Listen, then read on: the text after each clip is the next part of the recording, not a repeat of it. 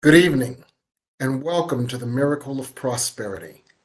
I am Reverend Jim Webb, Senior Minister of the Tacoma Metaphysical Chapel in Silver Spring, Maryland, and author of the book, The Soul of Prosperity. This weekly show endeavors to help us all explore and expand all aspects of prosperity. Physical prosperity, where our lives work well and easily and effortlessly. Spiritual prosperity, where we feel a deep sense of peace and well-being, no matter what is going on in our lives.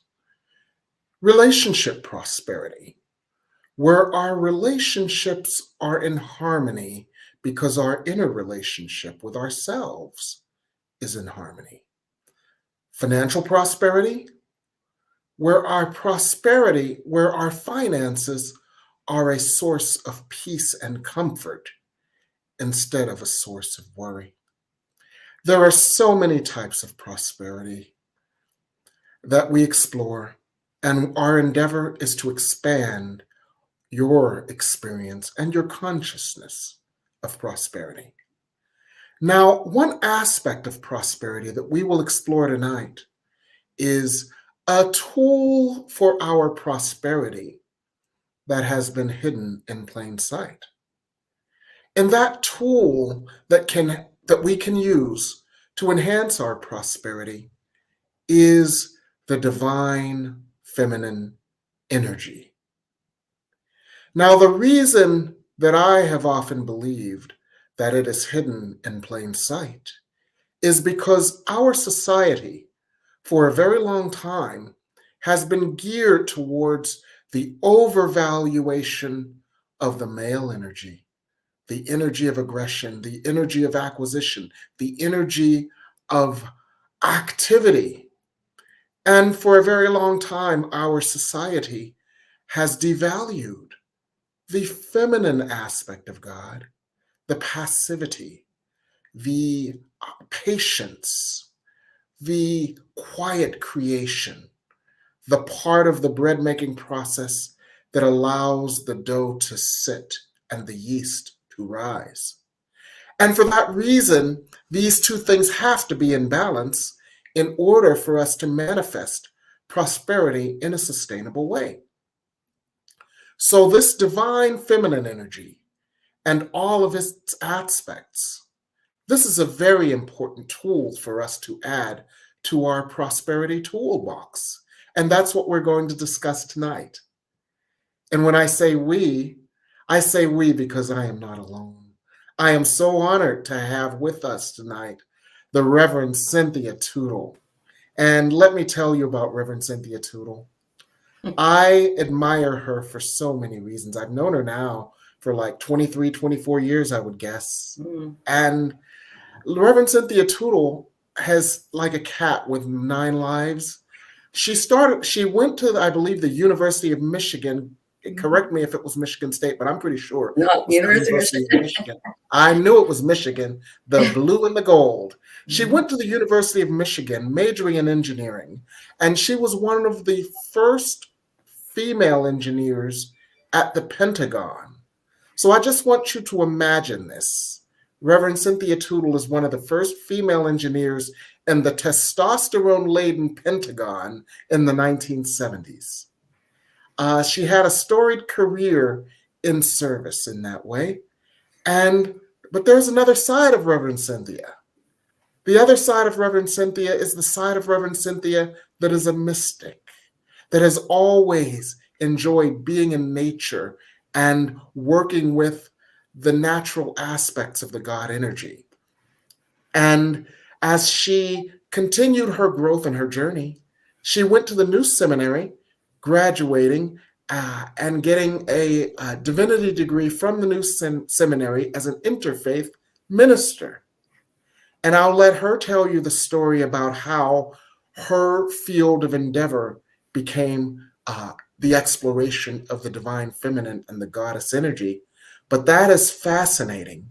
And it tells you that God chooses and uses whoever is available for God's purpose. We may not know what it is, but God chooses us for a purpose. So, Reverend Cynthia Tootle, first of all, by way of introduction, I want you to let everybody know how you were drawn to the goddess energy and how you became an expert in this to the degree that you have a book. Wave your book. Wave my book. Hey. Dialogue of the Goddess. She's the author of that book. So tell us a little bit of how you got guided towards the goddess energy as your major field of ministerial endeavor. Well, I was raised traditionally Roman Catholic, and that it was a very rich tradition. And I was practicing Catholic until I was in my 20s. And in January 1973, remember what was happening in January 1973? I happened to be away on a business trip working for the Army. I came home and I was so grateful. The U.S. government had done something very wonderful, which we always forget, that happened in January 1973. Was this the oil embargo? No. They ended the draft. Oh, that's right. Okay. I was too young for the draft, so it didn't affect me. Yes. So my younger brother, who was ready to graduate that year and flee to Canada, was safe at home. And so I was so grateful. And I went to church, and of course, all they wanted to talk about was Roe versus Wade. Oh. And it was like, that's it. They can always get up there and say that. I can't say anything. So I drifted around for a few years trying to find what to do. And I ended up in a National Organization for Women consciousness raising leadership training class with a bunch of women. And we spent our time talking about misuse of words and like how the women in the office were called by their first name and the men by their last name and all kinds of things. All the subtleties like that have a pernicious effect. Right. The subtle put downs. Yes. And at the end of it, we were going, well, this is all very nice, but how do we pray to God? Because none of the churches that we were involved in had anything that wasn't patriarchal. Yes. God, male, God was, and women were down a level. That's pretty much universal. So the group of us got together in May of 1979. We went to a local park. We got permission to be there at night for a full moon, and we did a goddess circle. And at that point, there was so little information about any of the goddesses, but we invented our own service. And from then, with a variety of circles, I have been approaching the goddess on a lot of levels. But my basic thing was a sense of there has to be a different way to approach God. Yes. And part of it for me has always been, I don't want some expert telling me. Yes. There is no book. There is no preacher. And it's like, oh, they know and whatever. So I realized that for me, it's really a mystical thing. Yes. To get directly in touch with God. Yes. And the God I wanted to get involved with was the goddess and that. And I've been studying it. And as time has gone, look at all the years between now and then, it has been beautiful that much information is now available on different goddesses. So you can explore them and find out how people worship the goddess. They have been worshiping the goddess since the first written documents in our culture, all around the world. We are not familiar with it mostly because Judaism, Christianity, and Islam are totally patriarchal.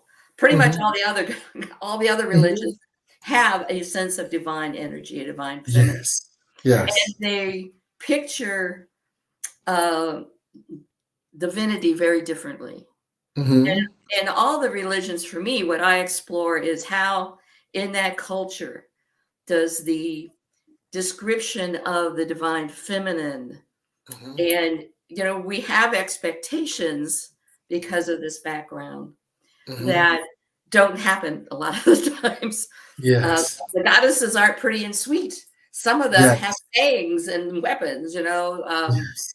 they don't believe the things of, like purity is like, Is divinity. is Yes. divinity, or They don't equate chastity. purity with divinity. Right, right. So there's a Yes. whole lot of things that are different. And for Yes. instance, one of the things you're talking about, prosperity, Hmm. there is a goddess called Tara in the Buddhist Hmm. tradition. Okay. Comes in a dozen colors. Hmm. White, pure white skinned Tara is purity. Hmm. Pure black skinned Tara is power. Hmm. It's the power of speaking your truth, the Hmm. power of being calmly present in your position.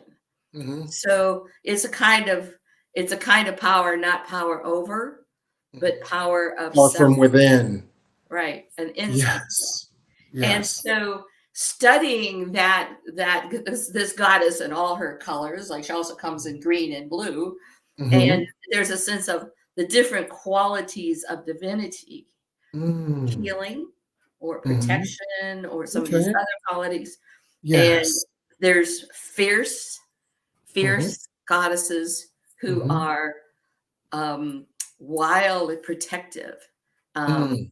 or sometimes destructive. And we go, Hmm. like, one of the most famous and disregarded goddesses is Kali, Hmm. Yes. a Hindu goddess. Hmm. Bloody, kills people, Hmm. walks around with a severed head in her hand, Okay. swords, blood dripping, Okay. you know, a skirt of arms, of severed Oh, wow. arms, a Okay. necklace of skulls. It's like, Oh, okay. when you look at So, that, in other words, there are so many different facets of the right? goddess energy that uh, detour. I would say detour from the demure idea that the patriarchal brain has of goddesses, and many aspects of the goddess energy can be used to support our prosperity. Is that what I'm Absolutely, hearing? absolutely. And like Okay. the other thing is to help understand. For instance, Kali is destructive, but Hmm. when they come to it, what is she destroying? Illusion. Mm.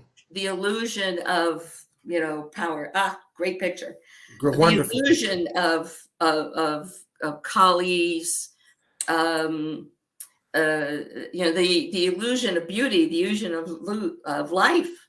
Okay, Because so she's let's work with also that for a moment. Let's work with that. Let's keep the picture up and let's work with that for a moment. okay. Let's So work with that in the context of prosperity.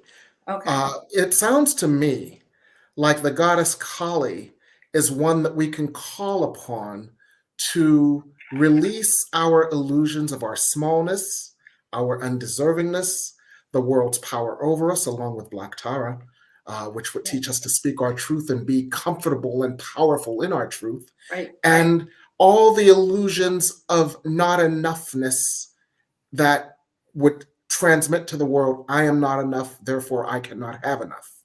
And so it sounds like that's the type of energy that we can use to break through any barriers to prosperity that we have unconsciously placed upon ourselves due to our societal miseducation. Would that be an appropriate, or would that be an applicable use of the energy and the idea of Kali as a goddess energy? Yes, but it's actually more than that, because she's also the goddess of rebirth. Oh, tell us about that. Yes. Okay, so she doesn't see life as you're born and then you die, that's life.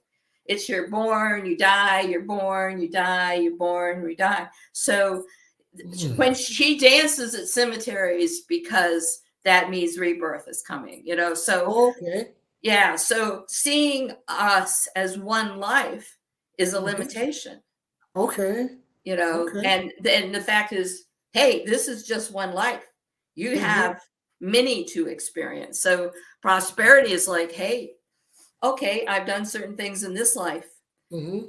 What did I do in the last one? What will I do in the next 12? It's sort of So it opens up the ability to create life experiences of all sorts. Yeah, so the implication is continued evolution and expansion. Would that be accurate? Yes, but also is, hey, Mm-hmm. get into this life and sink into it to the max. Because Mm-hmm. this is a experience to bathe yourself in. It's not Yes. going to be repeated. You're going to have Yes. other ones next time. Uh-huh. So I mean, things sometimes we go, oh wow, you know, it would be different if This my parents happened. were different, or if you know Yes. I was born, you know, so you know where I had to be one of the leaders in the women engineering, you know. Well, Yes. gee, what would have been like 100 years ago or 100 years from now if I was leading this Yes. life, you know? Mm-hmm. So hey, next time around, I've already piled that field, so Yes. I can gather something new in the next one. So in some ways, it opens all. For me, I fell in love with Kali because it was like, wow, this just makes it so much richer, so many more possibilities. I don't have to try to do it all in this life. Yes. There are other lives. And can I add something to that? Sure. It sounds like also Kali says, I don't have to get it all right all at once in this life, so I don't have to worry about messing up. I can just live my life. Would that be inaccurate? No, I would say it's more, it isn't about right. It's about Well, experience. yeah, that's what I'm saying. Yes. You know, I don't have to worry about being right or wrong. I can just just bathe myself in the experience of life. Yes. Okay. That helps me understand. And that helps us understand also how and you've got a myriad of goddesses. Your book, Dialogue of the Goddesses, is so wonderful because it includes not only the stories of the goddesses, but it includes prayers and meditations based on the goddesses as well. And so that's just one of many ways that just one of many goddesses can support us in our prosperity journey. Yeah. And so I'm so intrigued by this because I want to hear about some of the other goddesses that can support us in our journey and can support us in specific aspects of our prosperity journey. And I'm sure many of our viewers do as well. So if our viewers are having an issue or a question about a certain aspect of their prosperity journey, perhaps there is a goddess or a goddess teaching that can help them. So we're going to give our viewers a chance to ask their questions, and we're going to go on a commercial break here on the New Thought Media Network. New Thought Media Network. We are a global broadcast network of positive music, media, and entertainment, inspiring humanity's evolution along the journey of enlightenment and creating a world of love, peace, empowerment, and prosperity for all. New Thought Media Network. Positively inspiring. New Thought Media Network is on the rise. We're looking to grow with you. Do you have technical media experience or perhaps a desire to learn? Are you willing to volunteer your precious time and attention? We share this message to benefit all. If you possess a computer with a camera and a microphone, we will share our knowledge with you. Behind the scenes or being the star, let us bless our one. Contact us at info@ntmedia.org.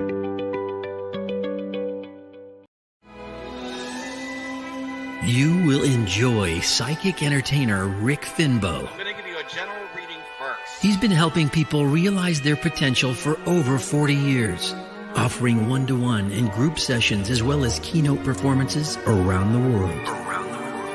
I use tarot cards to help me focus my intuition. Over 1,800 performances at the MGM Grand Las Vegas. Witness a combination of magic, mysticism, astrology, numerology, and tarot. Rick's shows are rich in demonstrations of ESP and psychic abilities, leaving you with a feeling of wonder and awe. But there's a lot of things that are happening right now in the world that are amazing. You just might learn a little about yourself during his show, too. A new relationship within ourselves. 20 to 90-minute performances are available depending on the venue. Focusing on what we want. Psychic entertainer Rick Finbow. And then the universe will give you more of it. And more of it. For details and booking, go to psychicrick.com.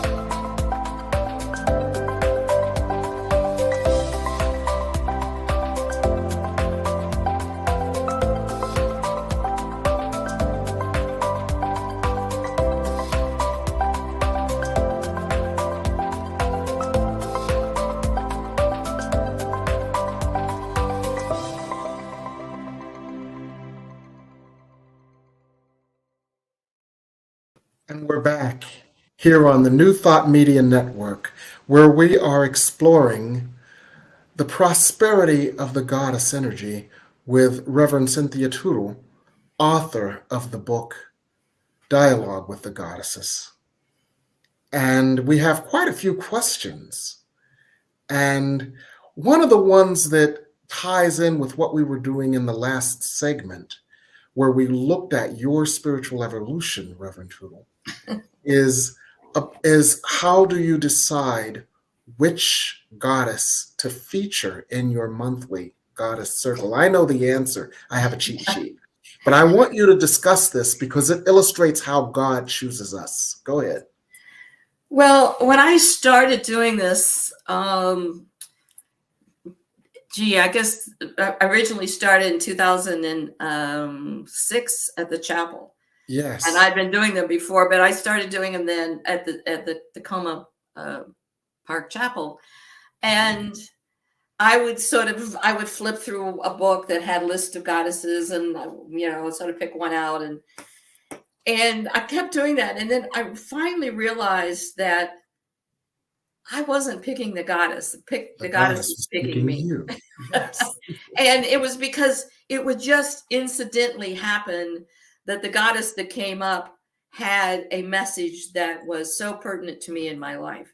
And that continues to happen. And now that I have increased my aptitude in having a dialogue by practicing it, by listening to the goddess, by realizing then every time I go out of the house, I see a feather and I decide, I ought to pick these up and keep them because there's something about this. And then I find a goddess that uses feathers as part of her message. And so, in fact, a couple months ago, I was trying to look for a goddess and it said, go to your computer and look at Korea. And for the first time, I ended up with a Korean goddess who was really fascinating, who was the mother of shaman in Korea cosmology. And so one of the things I say to a lot of people is listen. And often people will say to me, I remember several people doing this, coming to me and say, which goddess should I get involved with? And then spend 5 minutes telling me all the time that a certain goddess is showing up in their lives. And I'm going, well, if a goddess is showing up in your life all the time, then she's probably the one, she's knocking on your door. Answer, and answer can mean like maybe you do a Google search and find out something about the goddess, or maybe one of the things I would suggest for people, get a picture of the goddess that some artist, some believer has created and meditate on it. Look at it. What was the artist telling you about their relationship to this goddess and then open up to her. And so I find like that has been so rich. And every once in a while, a goddess will come back for a second time. And some of them come with, like Kuan Yin, who I would say, Yes. she's one of your frequent guests. Yes, it's always in my life. You Yes. know, okay. But each time I do it again, I find that a whole different aspect and part of that is because I'm now ready to appreciate this new understanding Aspect of the of goddess Kuan Yin. because I've grown in myself. Now I Yes. noticed that one person was asking how do the goddesses help in your life? And I think part of what we need to understand is why do we pay attention to the goddess energies at all? And that is that we human beings always have a belief that there's something out there, that's part of it. What is that something that's out there? And different cultures have developed words to call that something, like Gaia, which means earth, the planet earth as a living being. That could be how you look at it. Could be one I just did was Skuld, which is an ancient Scandinavian. She's a goddess of the future. What information does she have? So you have to, in some ways, to study the culture in which the goddess is to understand when somebody is like the goddess, like Serquet is the goddess of scorpions. Well, to ancient Egyptian people, the scorpion was part of their daily life and not a happy people. She was a protector from that. So you sort of need to understand that that's what she meant to them, that she was a protector. And let me interject. When we look at the qualities of the goddess, what attributes each goddess represents, those qualities and attributes are things that we can use, if we're drawn to that goddess, to support us in our journey of our own well-being. Right. And that's one of the many reasons why working with goddess energy can be so beneficial and so instructional, because all of the aspects of the divine are beckoning us to our highest expression of ourselves, and an intrinsic part of our highest expression of ourselves is our highest good. So all of these goddesses have something to teach us or show us or demonstrate for us that we can use to develop, enhance, or expand the consciousness that brings us to our highest expression. Yeah. And our highest expression by default brings us to our highest good. Yes. Let me give you an example of several of those aspects. Yes. Somebody asked me about the goddess Lakshmi. Goddess Lakshmi is a Hindu goddess of prosperity. Yes. And I had picked her and was preparing to, a beautiful picture of her. Was preparing a Sunday service about her. And she's the goddess of family, of good health, of financial prosperity, just pretty much all around great prosperity goddess. And I got the news that I had breast cancer. Now that's a kick in the head. And I was like, whoa, like everybody that gets that diagnosis, I was like flummoxed. But I had, there wasn't much you can do. You wait for the doctors to tell you the next thing, so there you are. And I had this goddess circle, like 4 days away. And I usually try to include tales of the goddess. So I looked up the tales of Lakshmi. I hadn't really done that. And there was the story. Lakshmi, who was the wife of Vishnu, was a devotee of the god Shiva. And so she had her handmaidens gather 1,000 lotus blossoms to put on his altar every night. Now they only bloom in the daytime. She got there one night and there were only 998 blossoms. There weren't 1,000 of them. So she thought about that and she says, oh, Vishnu says that her breast are his lotus blossoms. So she took a knife and cut her breast off to put on the altar. Well, Shiva come and said, one's enough. You don't need to do more. Yeah. Well, the impact on me of the idea that the breast could be the perfect offering to God when mine was going to be possibly sacrificed. And it made what I was going through a sacred act. So it wasn't just, cancer and drugs and doctors. It's like, no, something about this process was a sacred act. So and because it was sort of like, wow, that's back to when the goddess picked me. I had all picked her out, was doing all this preparation, which I do days in advance. Suddenly, the last minute, this came together. So that was, that was one of the experiences I had when I really realized that they were picking me and they were helping me. They were there. They were there at the moment I needed that information because I had been open, because I'd been picking. Yeah. That is so powerful. I think we all need to pause and take that in. The goddess energy, in the form that it takes to pick you, is picking you for your highest good, to love you, to support you, to guide you, and to offer you a different perspective that can bring you peace amidst turmoil, certainty amidst uncertainty, and grace amidst grief. Because the sacrifice of pain, the sacrifice of suffering, the sacrifice of internalized pain that had to be excised could have been one way, a different way to see what was happening for you. We've got so many questions. You're one of our most popular guests because you've got more questions than most of our guests ever get. People always do that when I get going. There was a question about goddess cards. There's I do not use cards or anything every day.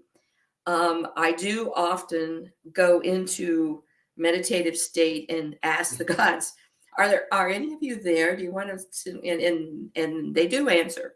They'll give me, and I've gotten to the point of asking, well, which one are you? Because I know so many. Yes. And people ask me sometimes, well, how do you find it? Well, ask them.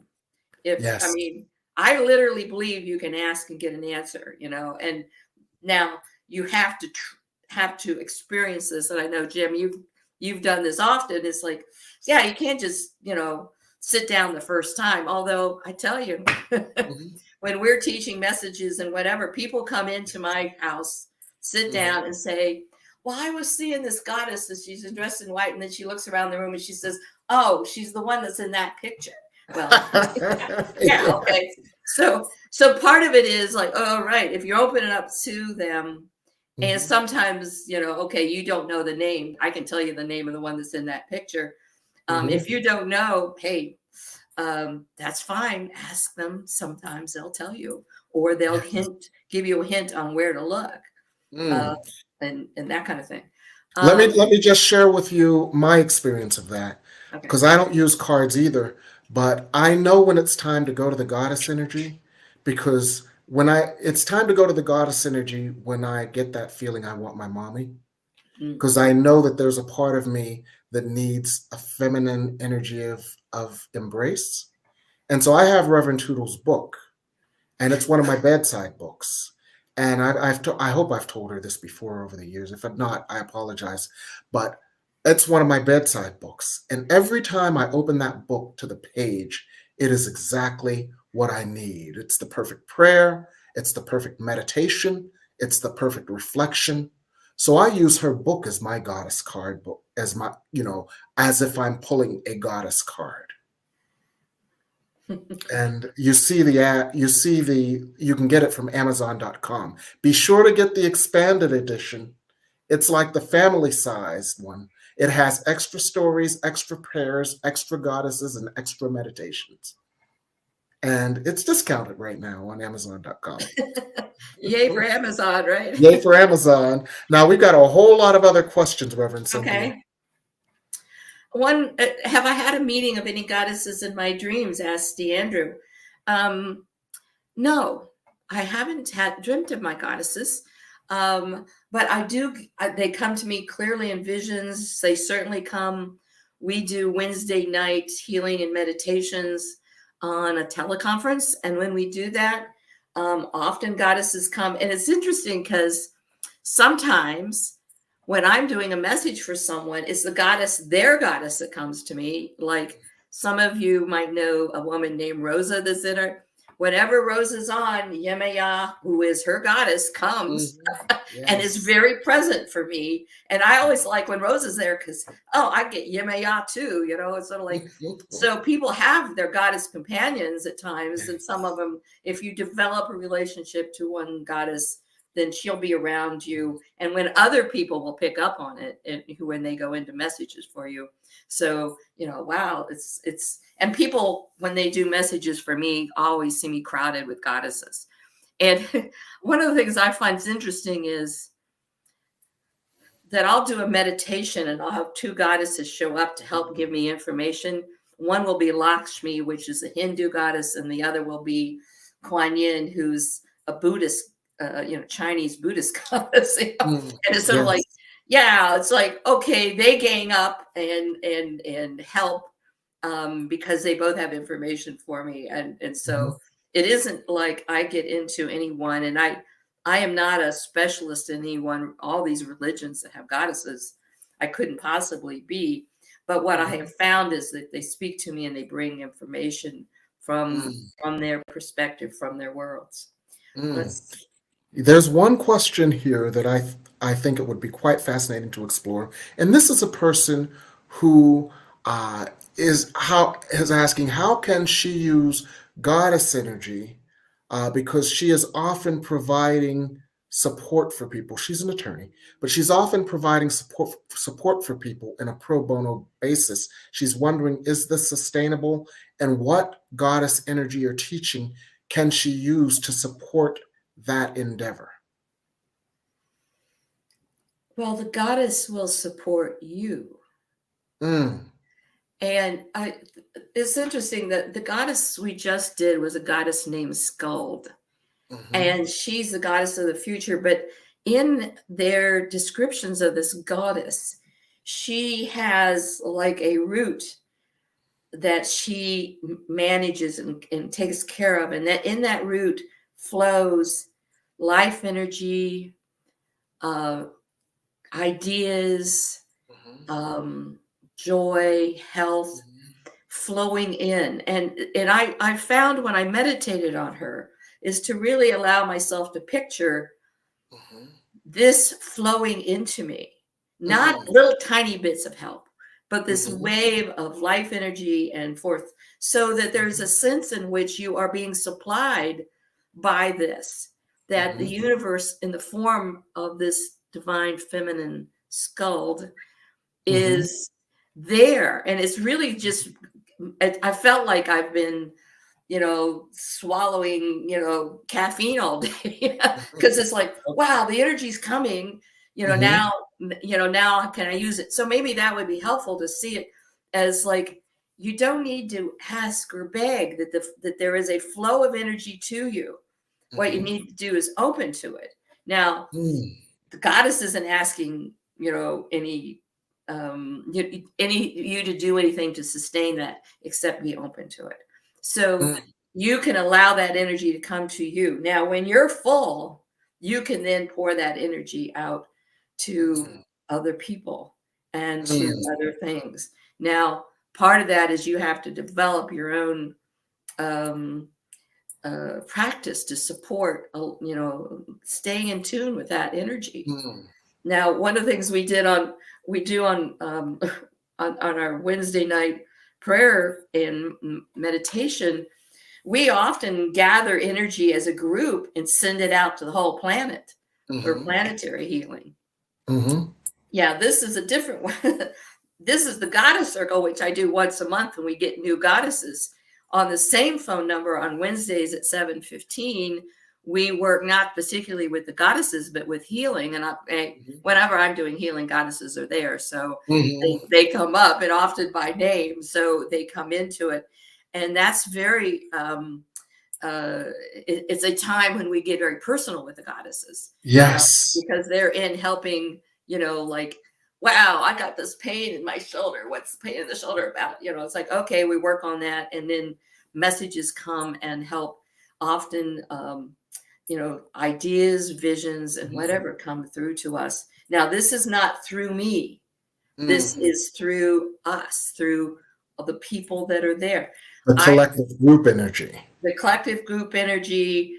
Yes. But I believe that I am not unique. It's not like only the goddess will come to me. The goddess will come to you. Yes. And it may take some practice. It may take some time to hear, because goddesses speak in different ways. Sometimes. Okay. Yes. Reverend Tootle, I have a question for you. Have you ever considered doing a book where the goddesses would offer guidance, support on practical matters, such as what happens when I'm depleted? What happens when what should I do when I'm scared? What should I do when I need more courage to speak? And a certain goddess like Black Tara would come with the power of conviction and speech, where specific common experiences, where a goddess can be a support for specific common experiences. I'm wondering, I'm thinking, I'm actually knowing that a book like that could be so amazing. Because I mean, you just wrote half of it here. Yeah, it's interesting because what has happened to me in the last year is that I've gotten to do, I sit down often and talk to the goddesses, but I find that I'm sitting there and I'll get into meditation. I have my pencil and my journal, and I'll sit there and start writing. And I'll ask the goddess, do you have a message for the goddess circle? And they'll give me one. And so I've been getting these, I know, and every time I do this, Reverend Jane Batt tells me that should be in your book. So, so it's certainly possible that, whatever. Okay. Deandra asked me if it's better to focus on one goddess at a time. No. Now, if you're new and you want to develop a relationship to one, that could be helpful, because like at this point, I mean, I have a whole gang, a whole team. Your They're posse. on my side. Your goddess posse. Yes, they call me sister, it's sort of like so. But when you're developing, it might be helpful to pick one that speaks to you, that makes it easy to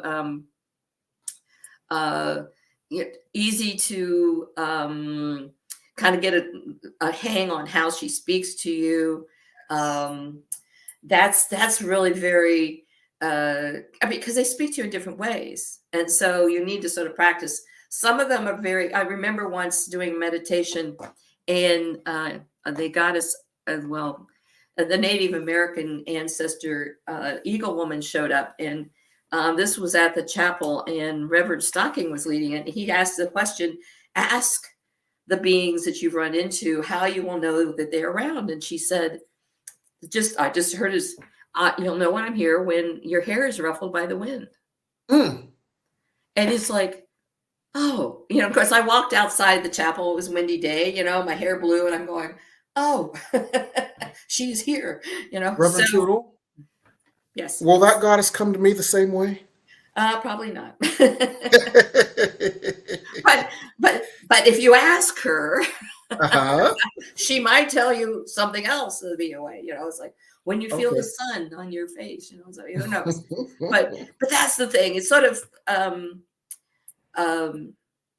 when I'm opening up, like when I'm doing healing for someone and I'm opening up to messages, I will ask the goddesses if there's a goddess with a message for this, and one will come. Sometimes a whole gang of them will come.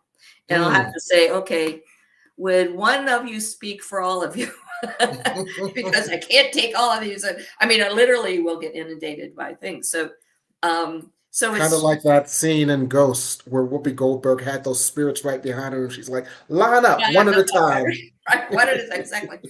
And you do have to ask sometimes. Like I have a poem in my book about I was working on the book, and I mean they were waking me up in the night with ideas, and it was like, I finally I just said, listen, I can't write unless I have a good night's sleep. It's like, So dudes, leave me alone. leave me alone. I'll tune in. I mean, tomorrow morning I'll wake up and write it down. But it was just and so sometimes you have to set limits. That was something Reverend Marty Fisher taught me, that spirit can inundate you. So sometimes you have to put a limit. And you ask them, hey, I need a break, or something like that. So do I consider Lakshmi the goddess of money? Well, yeah, traditionally, when you see a picture of Lakshmi, often you'll see her with gold coins dripping out of her hands. But I think that's kind of a limited way of thinking of the goddess, or for that particular goddess, because she's the statement of prosperity in all forms. So I don't think that. Yes, notice in this picture, there's a bowl in front of her, and the coins are dripping out onto that, because she's just flowing abundance.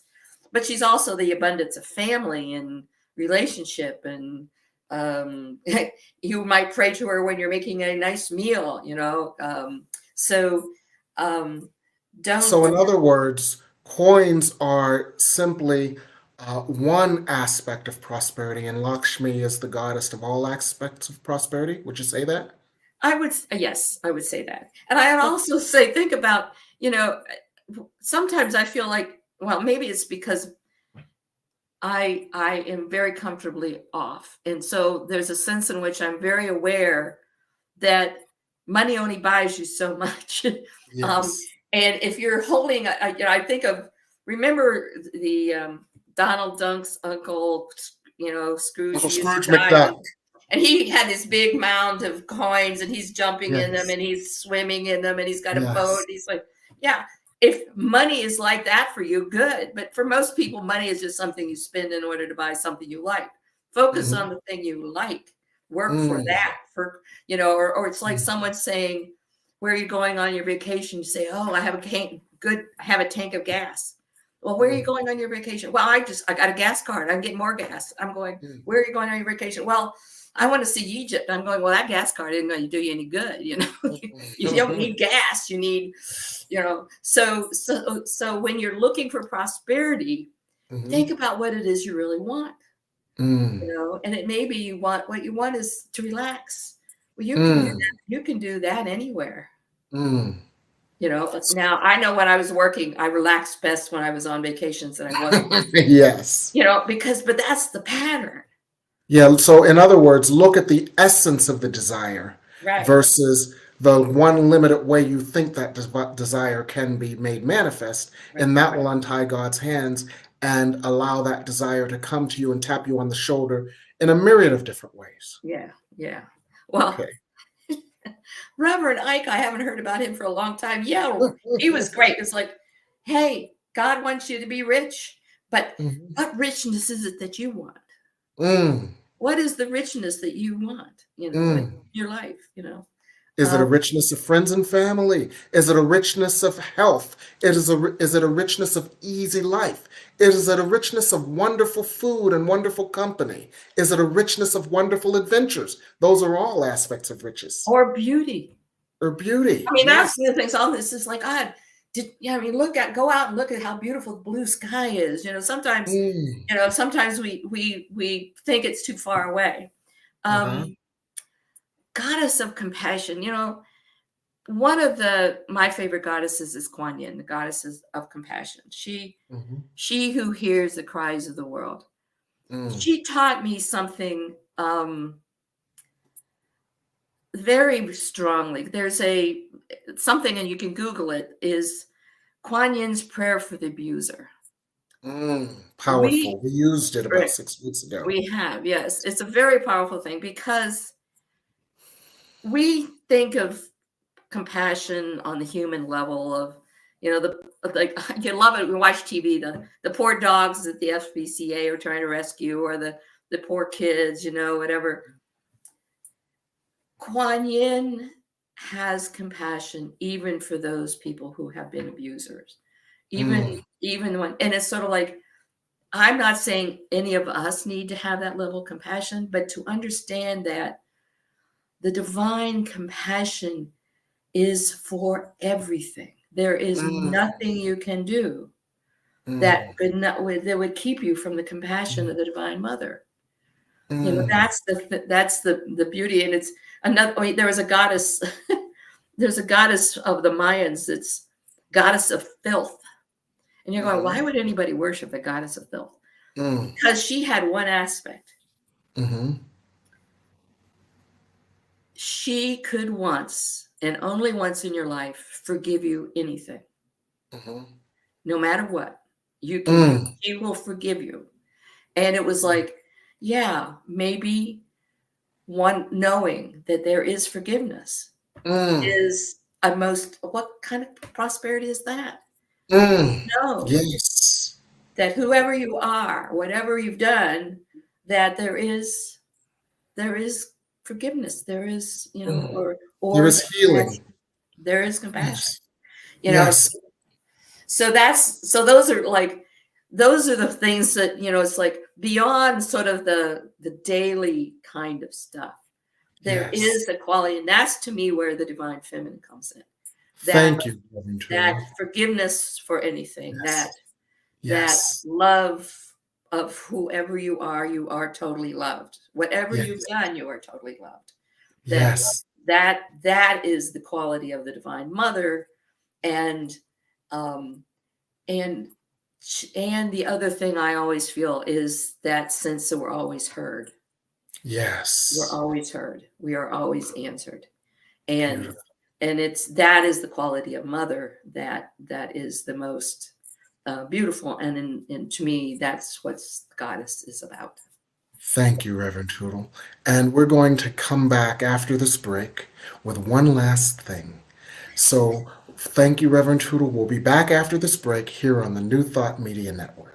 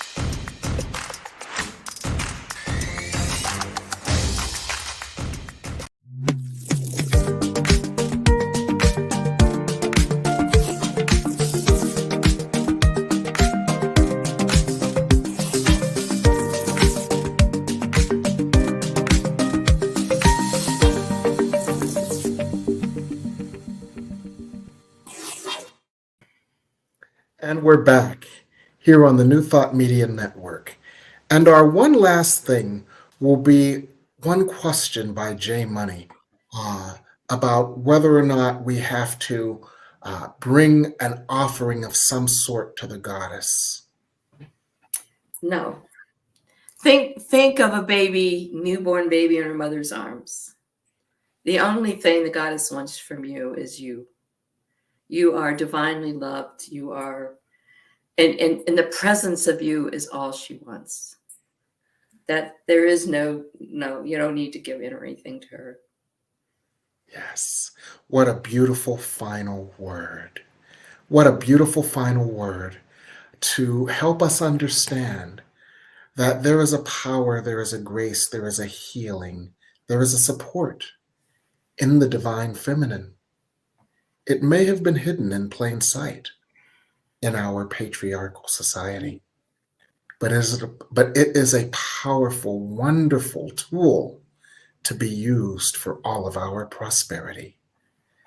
And I, on behalf of all of our viewers, want to thank you, Reverend Tootle, for your wisdom, for your depth, for your compassion, and for your expertise in sharing with us the tip of the iceberg of how we can use this goddess energy for our greatest good.